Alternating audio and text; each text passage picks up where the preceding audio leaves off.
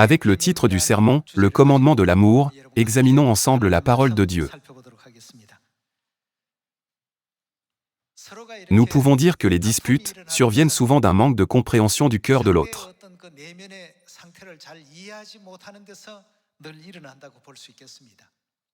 Une fois que nous comprenons cela, tout devient tolérable et compréhensible.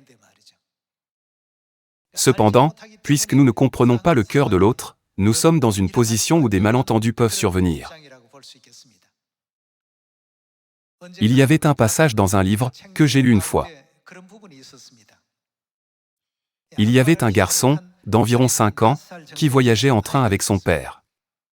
Cependant, le garçon criait, hurlait et allait et venait d'une manière si perturbatrice, ce qui mettait tout le monde dans le train mal à l'aise, mais son père restait simplement là, à le regarder tranquillement. Les gens autour d'eux ont tous froncé les sourcils et ont semblé mécontents, mais malgré cela, le garçon a continué à crier et à courir, causant des troubles à l'intérieur du train.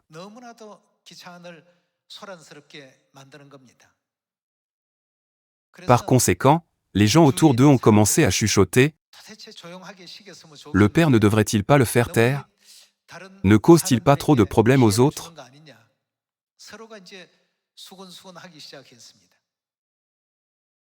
Pourtant, le père regardait simplement d'un air vide son enfant, qui courait et criait.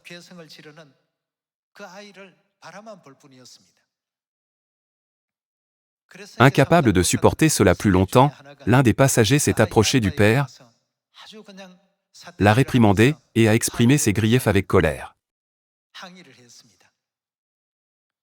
Ne connaissez-vous pas les bonnes manières? Comment pouvez-vous permettre à votre enfant d'agir d'une manière qui rend tous les passagers du train si inconfortables? S'il vous plaît, faites quelque chose pour qu'il arrête de crier. Cependant, le père du garçon fixait simplement le vide, tout en regardant seulement le garçon. De plus en plus en colère, il a élevé la voix encore plus fort contre le père. Un autre passager, qui observait de côté, s'est également joint à lui. En tant que parent, si votre enfant fait du bruit et court comme cela, ne devriez-vous pas le retenir? Pourquoi ne le faites-vous pas? En entendant cela, de nombreux autres passagers qui les écoutaient se sont également joints à eux. Puis, le père, qui était resté silencieux jusqu'à présent, a commencé à parler.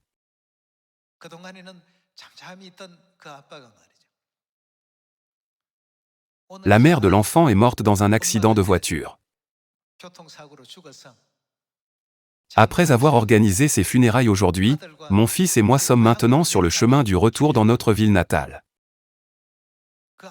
Je ne sais pas comment lui expliquer la mort de sa mère, alors je suis comme ça. L'enfant, qui est incapable de trouver la paix après avoir vu la mort de sa mère, crie et court comme ça. Puis, les passagers sont retournés à leur siège, ne se sentant plus anxieux ou troublés par le fait que l'enfant courait,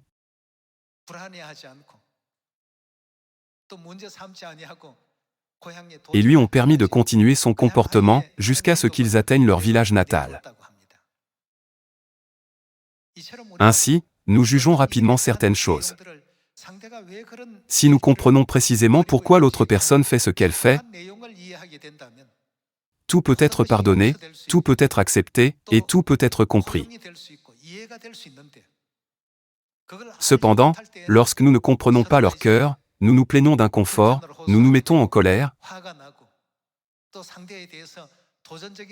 et nous adoptons une attitude défiante envers eux. Lorsque nous regardons à l'intérieur du cœur de chacun, il y a beaucoup de place pour tout comprendre.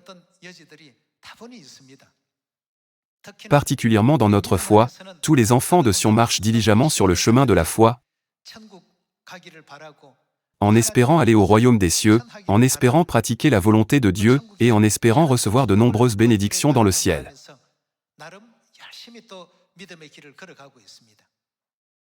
Cependant, en marchant, il peut y avoir des moments où nous ressentons un peu d'inconfort en raison de différences d'opinion. Aujourd'hui, j'aimerais vous raconter une histoire que j'ai découverte en lisant un livre, que j'ai brièvement noté. Je vais vous la lire. Un jour, une femme a demandé à son mari, « Chérie, pourquoi me laisses-tu gagner, alors que tu sais que j'ai fait quelque chose de mal ?» Puis, le mari a répondu, « Tu es ma femme. Que gagnerais-je à te combattre et à gagner ? Si je me bats et gagne contre toi, je finis par te perdre. Et si je te perds, c'est comme si je perdais la vie. »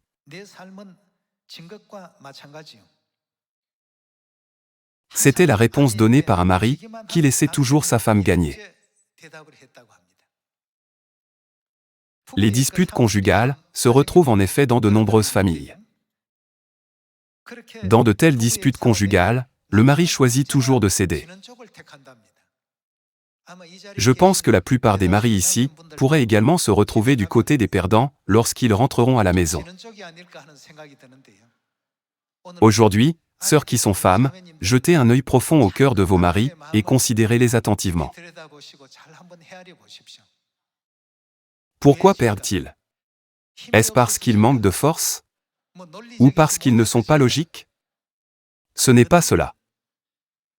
Parfois, les femmes peuvent trouver ce que leur mari fait frustrant, et les maris peuvent trouver de nombreux aspects de leur femme frustrants. Même s'ils peuvent se sentir tous les deux frustrés, les maris considèrent, si je me bats et que je gagne contre toi, comment cela affectera-t-il tes sentiments ? Alors, en conséquence, je finirai par te perdre, et si je te perds, cette bataille n'est qu'une perte. C'est pourquoi on dit souvent que les maris sont ceux qui choisissent généralement de céder dès le début.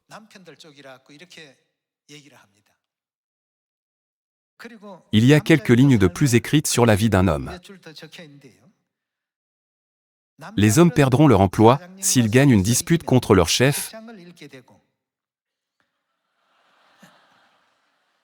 et perdront l'occasion de gagner de l'argent s'ils gagnent une dispute contre un client. S'ils gagnent une dispute avec leur femme, ils perdront leur famille et rendront leurs enfants seuls. C'est tout à fait évident.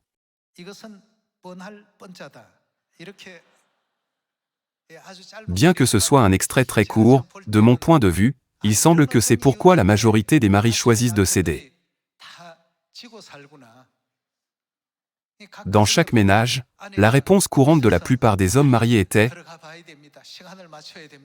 Ma femme attend, alors je dois rentrer rapidement à la maison » ou « Je dois être à l'heure ».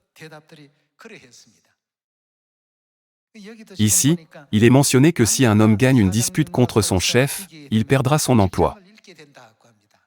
Donc, il vaut mieux ne pas s'engager dans cette dispute. Cette bataille doit être perdue. C'est pourquoi nous avons le vieux proverbe « Perdre, c'est gagner », n'est-ce pas ? Ce n'a jamais été une tactique créée par des lâches pour fuir.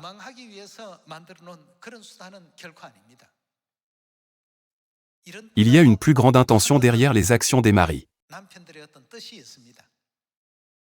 Puisque rien n'a été écrit sur les femmes dans le livre, j'ai seulement lu la partie sur les maris, ils disent que c'est à cela que ressemble la vie invisible des hommes. Au travail, ils doivent céder à leur chef et à leurs clients, et lorsqu'ils rentrent à la maison, ils doivent céder à leur femme. Ils choisissent une vie où ils doivent céder, sans autre choix que de céder. Alors, le choix fait par les maris, est-il vraiment le mauvais ? Absolument pas. C'est parce que c'est la vie qui l'emporte. En lisant cela, j'ai réfléchi, qu'en est-il de notre Église ? Dans l'Église, par exemple, s'il y a une divergence d'opinion entre un détenteur du titre et les membres, comment le détenteur du titre doit-il traiter les membres ?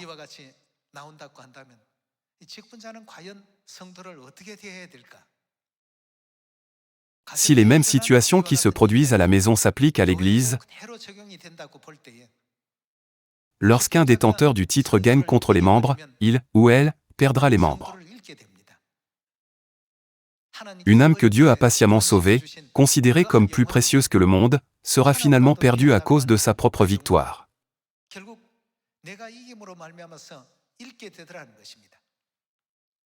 C'est pourquoi Dieu nous a donné les enseignements pour être patients et nous aimer les uns les autres en nous donnant ce commandement de l'amour.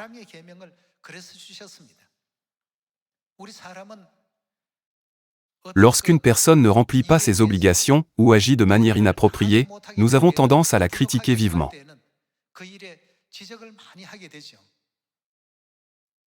Cependant, à la fin, nous perdrons bien plus. À travers ce moment, aujourd'hui, réfléchissons une fois encore à la raison pour laquelle Dieu nous a donné le commandement de l'amour. En tout, que ce soit dans la foi, dans l'Évangile ou dans la vie de famille, il semble préférable de choisir une vie où l'on s'aide.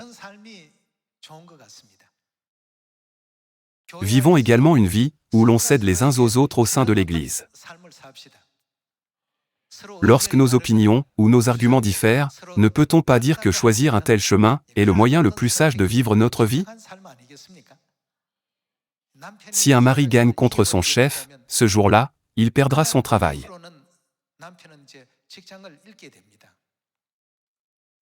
Il y a bien trop en jeu pour tout perdre. Il y a trop à perdre en raison de ma propre victoire. Bien sûr, nous devons gagner contre Satan, mais dans la foi, j'espère que tous les détenteurs du titre et les frères et sœurs céderont toujours aux autres membres. Lorsque nous adoptons une telle attitude, n'est-il pas possible que la mission de prêcher à 8 milliards de personnes dans le monde puisse être pleinement accomplie? Ouvrons Jean chapitre 13.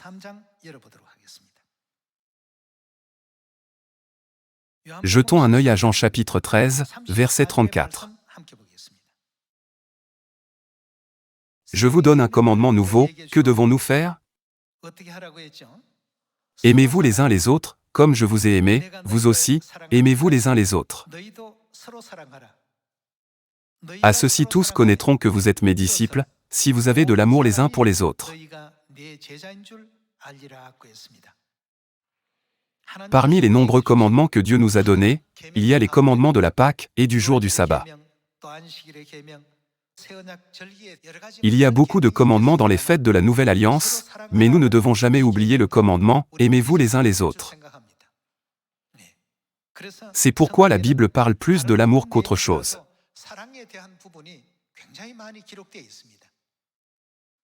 Pourquoi mon mari agit-il comme ça? Pourquoi ne peut-il pas vivre ou se comporter différemment? Lorsque vous le comprenez et que vous vous y plongez, il y a toujours une raison. Pendant les vacances, la femme veut sortir avec son mari, avec sa famille, peut-être pour un pique-nique.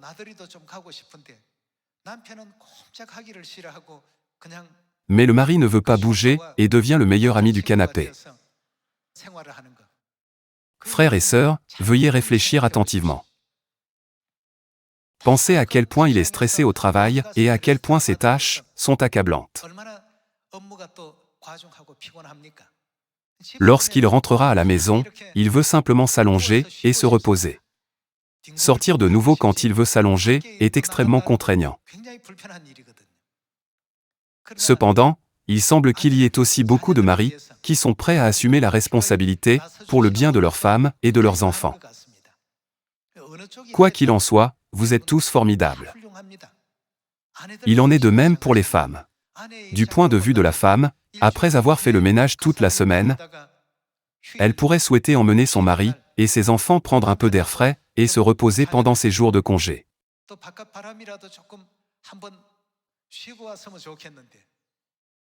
Le mari et l'épouse doivent faire de petites concessions pour mieux comprendre les sentiments et les positions de chacun.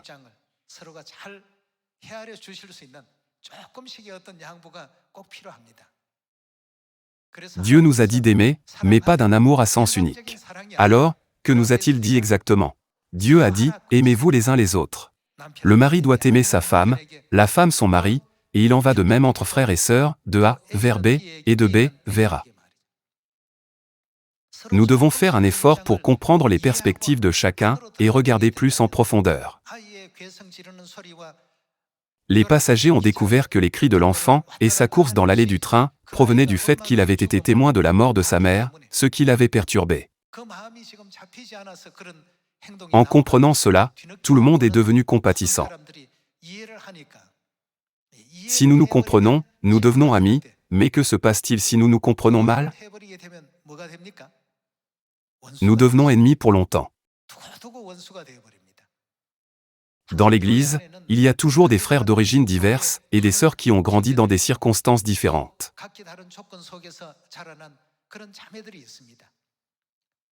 Tous se sont réunis pour former une seule communauté, en s'efforçant et en travaillant dur pour entrer ensemble dans le royaume éternel des cieux, et en s'entraidant, en étant à l'avant et en poussant par derrière. N'est-ce pas ce que nous faisons? De ce point de vue, tout le monde ne peut pas être exactement comme moi. Tout n'est pas absolument identique. Puisque les choses ne sont pas les mêmes, vous ne devez jamais penser « je suis en colère » parce qu'ils ne font pas les choses à ma façon. Si vous considérez d'abord le point de vue de l'autre personne, vous pouvez penser « ah, c'est compréhensible ». C'est pourquoi même si l'enfant fait du bruit et de l'agitation dans le train, tous les passagers restent silencieux et patients, n'est-ce pas?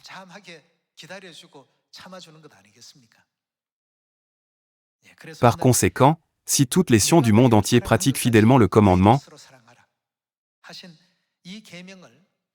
comme je vous ai aimé, vous devez vous aimer les uns les autres. Je suis convaincu que l'Évangile sera certainement prêché dans la Samarie et jusqu'aux extrémités de la terre. Ouvrons 1 Jean chapitre 4. Voyons 1 Jean chapitre 4, verset 16.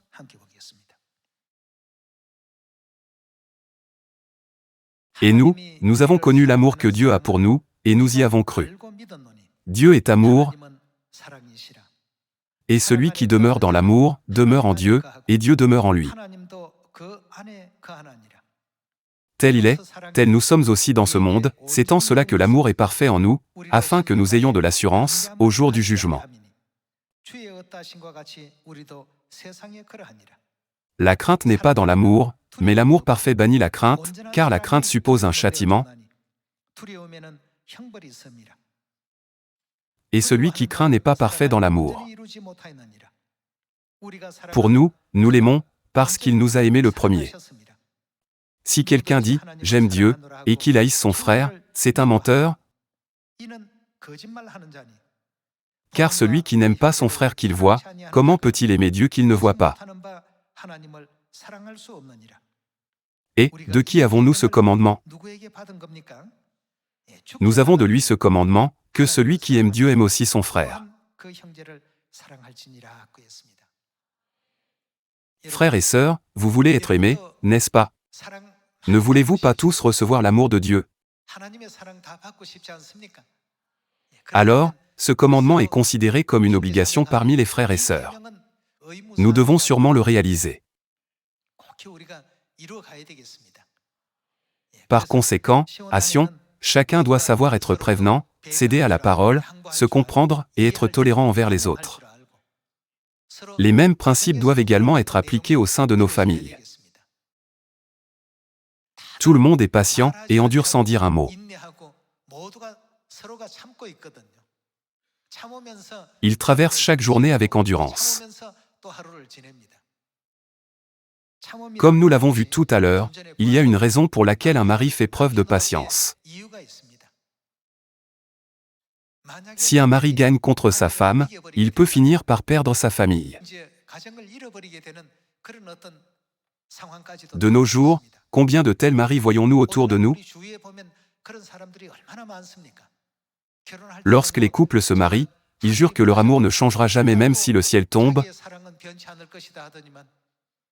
Mais avec le temps, combien de couples voyons-nous autour de nous se séparer, après seulement 1 ou 2 mois?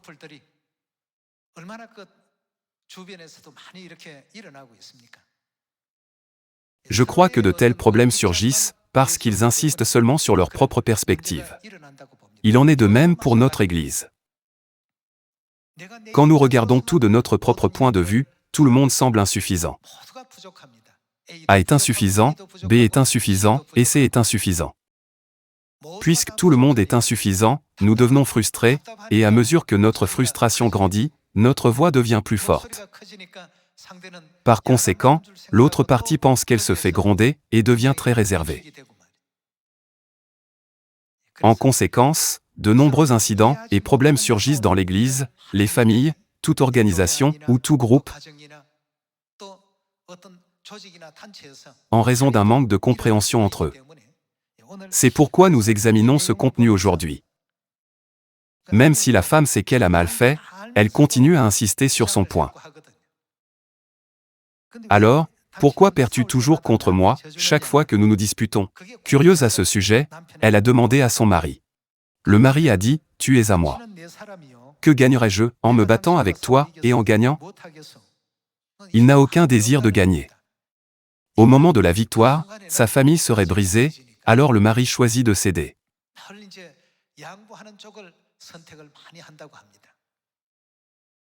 Par conséquent, si les épouses pensent « mon mari doit aussi faire partie de cette catégorie », elles ont raison dans 99% des cas. Il y a peut-être environ 1% qui ne le sont pas, mais puisque près de 99% ont raison, encouragez et réconfortez beaucoup votre mari, et dites « merci beaucoup de m'avoir toujours laissé gagner ».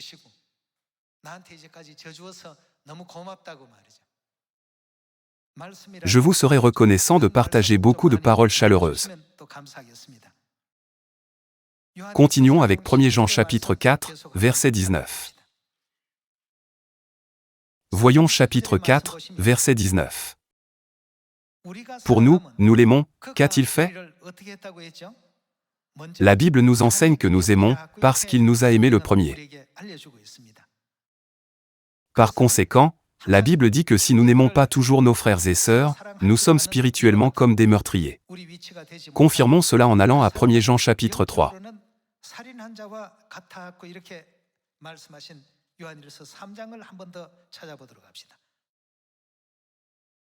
Voyons chapitre 3, verset 13. Ne vous étonnez pas, frères, si le monde vous hait. Nous savons que nous sommes passés de la mort à la vie, parce que nous aimons les frères. Celui qui n'aime pas demeure dans la mort. Quiconque est son frère, qui est-il? Haïr quelqu'un, c'est comme commettre un meurtrier spirituellement. Puisque c'est la parole de Dieu, cela doit être vrai. Quiconque est son frère est un meurtrier, et vous savez qu'aucun meurtrier n'a la vie éternelle demeurant en lui. Nous avons connu l'amour, en ce qu'il a donné sa vie pour nous, nous aussi, nous devons donner notre vie pour les frères. Passons au verset 18. Petits enfants, n'aimons pas en parole et avec la langue, mais en action et avec vérité. Nous devons le faire parce que c'est le commandement qui nous a été donné. Ouvrons Éphésiens chapitre 4. Éphésiens chapitre 4, verset 21. Jetons un œil au chapitre 4, verset 21. Si du moins vous l'avez entendu, et si, conformément à la vérité qui est en Jésus, c'est en lui que vous avez été instruits à vous dépouiller, par rapport à votre vie passée, du vieil homme qui se corrompt par les convoitises trompeuses. Voyons le verset 23. À être renouvelé dans l'esprit de votre intelligence, et à revêtir l'homme nouveau, créé selon Dieu dans une justice et une sainteté que produit la vérité. Si par le passé vous avez manqué de pratiquer le commandement de l'amour, que diriez-vous d'essayer de tout faire avec l'amour de Dieu, que ce soit à l'église, à la maison, ou à votre lieu de travail, à partir de maintenant?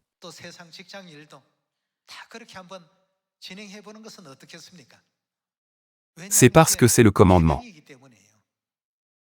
Ceux qui gardent ce commandement seront toujours bénis, à leur arrivée ou à leur départ, tandis que ceux qui négligent et ignorent ce commandement seront confrontés à des résultats peu gracieux, ils seront maudits à leur arrivée ou à leur départ. Par conséquent, faisons tous les efforts possibles pour devenir ceux qui gardent le commandement de l'amour donné par Dieu, en se débarrassant de l'ancien moi et en mettant le nouveau moi. Verset 25. C'est pourquoi, renoncez au mensonge, et que chacun de vous parle selon la vérité à son prochain, car nous sommes membres les uns des autres. Si vous vous mettez en colère, que ne devez-vous pas faire si vous vous mettez en colère? Ne péchez point, que le soleil ne se couche pas sur votre colère. C'est parce que cela donne au diable une opportunité de profiter de notre cœur et de contrôler. Ne péchez point, que le soleil ne se couche pas sur votre colère, et ne donnez pas accès au diable. Voyons le verset 29.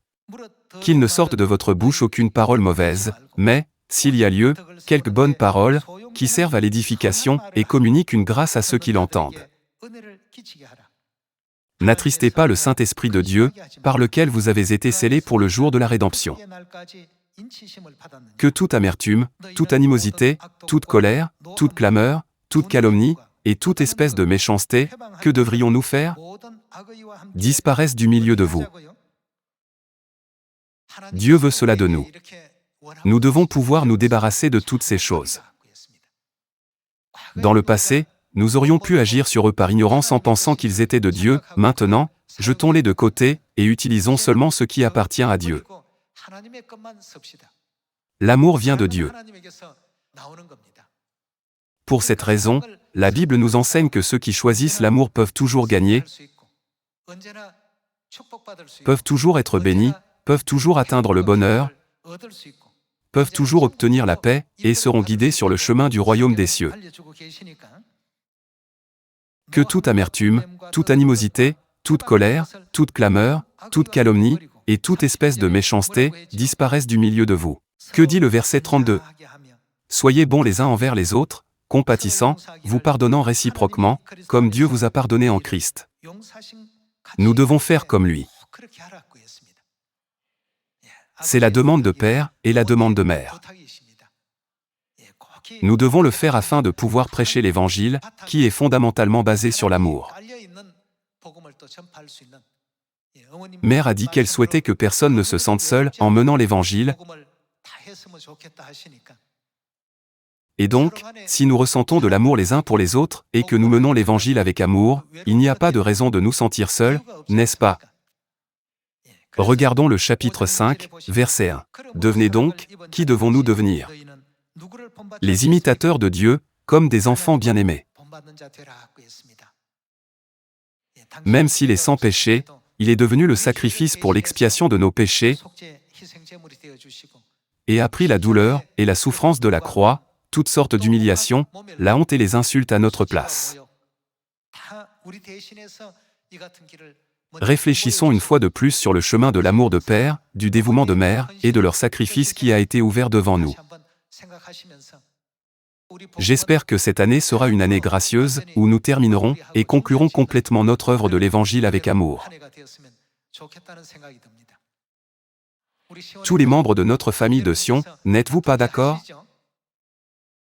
Puisqu'il s'agit des commandements de père et des enseignements de mère, j'espère que cette année sera effectivement l'année où nous pourrons suivre ce chemin jusqu'à la fin, afin que l'Église soit bénie, que vos familles soient bénies, et que chacun de nous soit individuellement béni abondamment.